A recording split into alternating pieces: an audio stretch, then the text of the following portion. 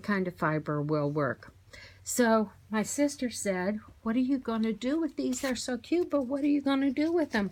I said, I have no idea. But through the years, I've come up with several ways to maximize my effort. By the way, did you see this cute little thing? If God wanted me to cook and clean, he wouldn't have made me so creative. I saw that on Pinterest. I just had to make myself one. Don't we all feel like that? So these are large envelopes. I don't know where, at the thrift store. And I just laid my puffies on the scanning screen, you know, on the printer, copier. And then I finagled and realized how to run them through. So they ended up at the place on the envelope that I wanted. And I don't have any big fancy schmancy printer, but I still get a fairly decent print. And I can even add to that if I want to. This can end up being a page in a journal, or I can send something through the mail in it, or put another small gift inside. Or what would be fun is if you want to, excuse me, if you want to give the puffy as a gift, to also have the picture of the same puffy on the envelope. So here's a couple of those. See, the red didn't come out as bright as I would have liked, but it is what it is. This little butterfly, flutter by. Okay, the rooster and the other rooster. So that looks pretty nice. So that's one idea. You could also print them off on stationery. You could scan them and resize them. I happen to want them big because this was a big envelope. But let me show you some other ways that I've used my art in the past. This journal that I made myself a couple years ago, it has some copies of some other fabric art that I had done. This grape leaf thing here is my own watercolors. I just copied it, printed it off, tore it, you know the routine, glued it. Now, I made these journals, 20-some of them, for my sister who was hosting a weekend retreat for her Bible study group. So I just make myself one at the same time. So this first page, that's her. That's for her retreat. That was 2 years ago. So let me turn to the page that has, okay, here's a page. These are failed prints of some of my fabric art that I was trying to copy for different reasons, and I just can't bear to throw anything away. So what I could salvage, I just glued in here. And do you think I was smart enough to leave it as a pocket? Oh no, I didn't. But I will from now on. This is another fabric collage. These are my mini art quilts, I call them. They're on my Etsy site. I've sold quite a few of them. And they're just pieces and parts. And if any of you ever go to the Graphic Fairy, I'm sorry about my throat. And I don't know how to pause this thing and pick it right back up where it is. But a lot of these images are from the Graphic Fairy, and I printed them right off on fabric. And then I make these little mini art quilts, I call them. Printed my words on fabric, whole sheets of them, any kind of words I can think of. And then I can use them. Those are all fabric. Let's get to the next one. Okay. This was a mini art quilt that I did, and because it had a coffee cup on it, it went with the encouragement that was on that page. So it could have easily just been one of these, you know. You can make these and any theme you want and fit them in. Okay, here's another one. I've got to turn this a little bit. This was, let's see, maybe that's the other half of that one that I chopped off. I don't know.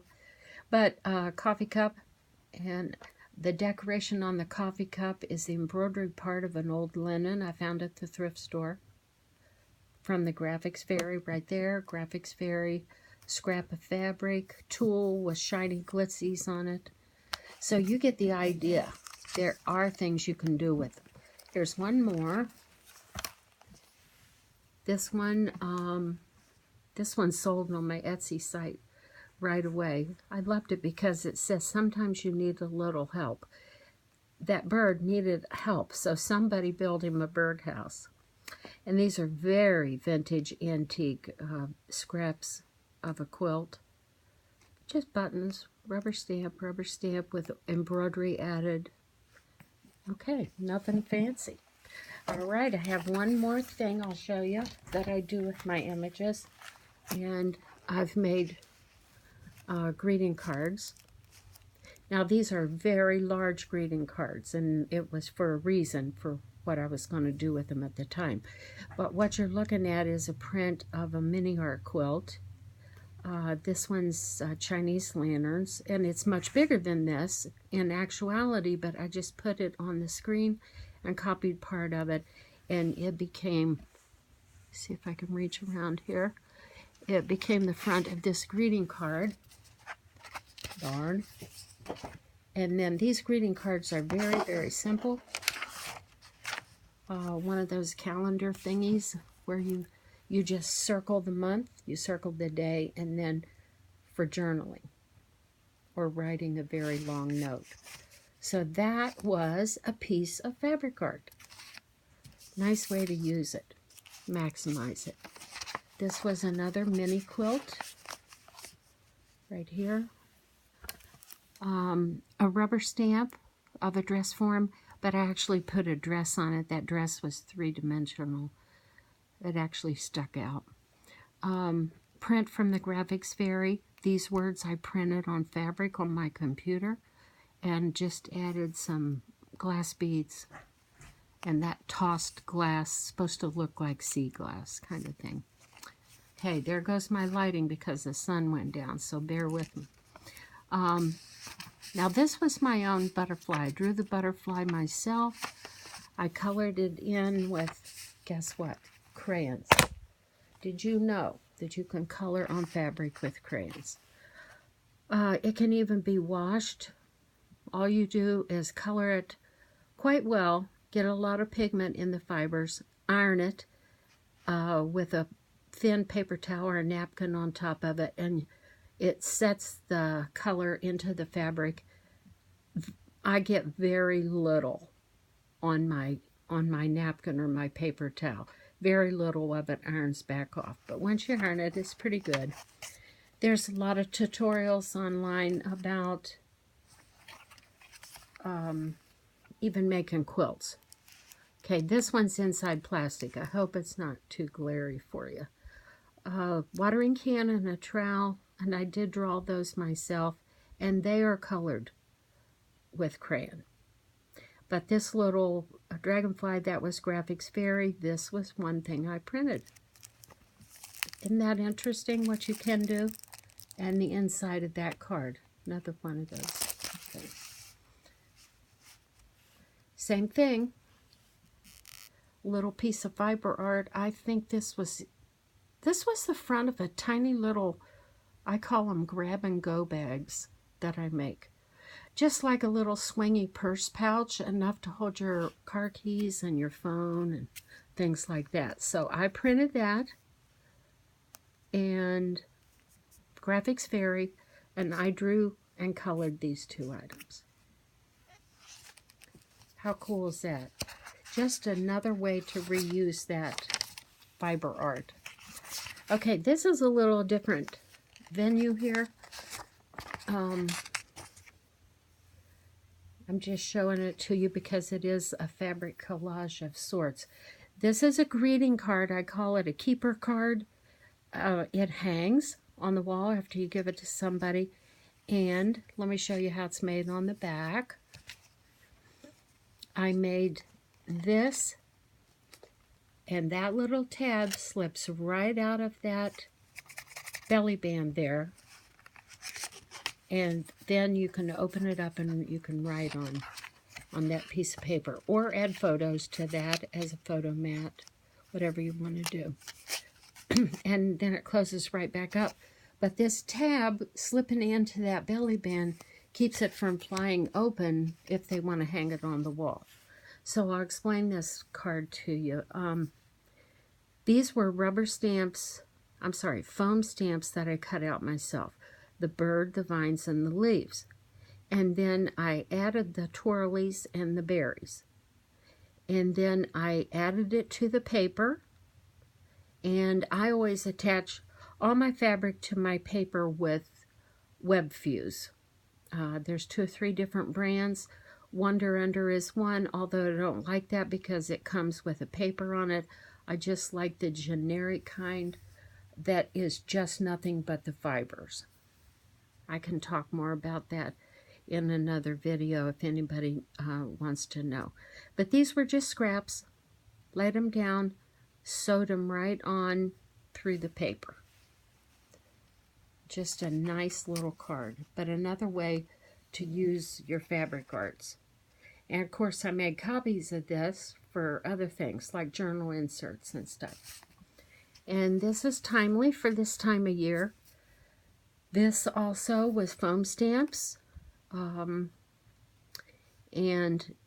I had made these myself, the foam stamps. And the neat thing about this was every element in this little collage here is a separate stamp. Like the vine is one stamp, the leaves are separate, the crow is separate, the pumpkins are all separate. And then I stamped them, and in this case was stamped with acrylic paint right on the fabric. And then, of course, look here, I had to cut out a mask in order to overlap these two. I'm sure you all understand about masking something off before you stamp something. Those card makers, all those wonderful card makers out there, they know how to do that, and there's lots of tutorials on about it. So let's see if there's one more. Oh yeah, another one for this time of year. I love pumpkins and crows. I just love them.